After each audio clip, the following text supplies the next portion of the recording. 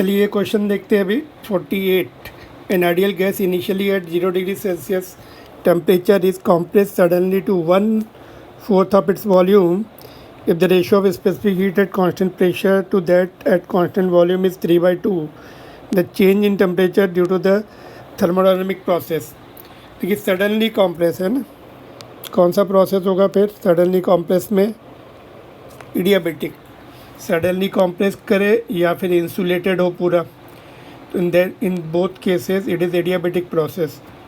और इसमें temperature and volume का रिलेशन दिया है, तो हम सेकेंड इक्वेशन लगाएंगे। एडियाबेटिक की कौन सी इक्वेशन होती है?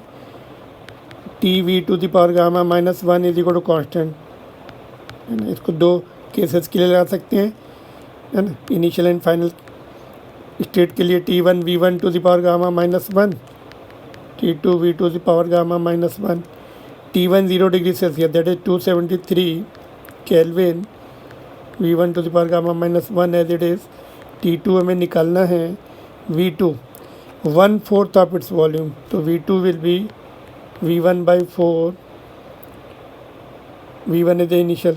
गामा-1, गामा कितना दिया हुआ है? 3/2 दिया है ना, 3/2 ओके, गामा-1 ही लिखते हैं इसको, ठीक है। तो अभी देखो यहाँ से V2⁻⁻1 और ये कैंसिल हो जाएगा, तो यहाँ पे क्या बचेगा राइट हैंड साइड में? 1/4 की पावर गामा-1, तो गामा जो है 3/2 है, 3/2 इज़ 1.5 -1, तो हाफ बचा, है ना।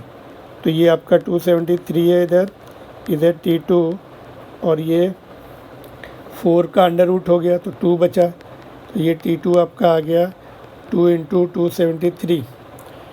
तो क्या पूछा था? चेंज इन टेम्परेचर, है ना। तो delta T is equal to T2 minus T1। T2 273 का ट्वाइस है, ये 273 है ना।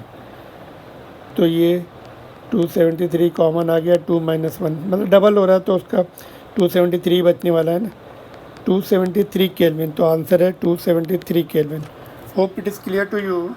एडियाबेटिक प्रोसेस का डायरेक्ट क्वेश्चन है, but you have to remember this formula, है ना। T(V⁻⁻). पहला वाला फार्मूला क्या होता है? ये कहाँ से आता है? देखिए पहला फार्मूला होता है P(V⁻⁻) is equal to constant. यहाँ पे वॉल्यूम दिया, प्रेशर नहीं दिया है, तो PV is equal to nRT से हमें रिप्लेस करना पड़ता है P को nRT/V, है ना। तो nR जो है कांस्टेंट है, वो राइट हैंड साइड में चले जाएंगे, तो ये रिलेशन आ जाएगा आपका, है ना। This relation we get, alright. तो प्रॉपर वैल्यू पुट करके सॉल्व करना है हमें। Hope it is clear. अगर आपको लेक्चर्स पसंद आ रहे हैं, please subscribe the channel, like it also if you are liking, है ना।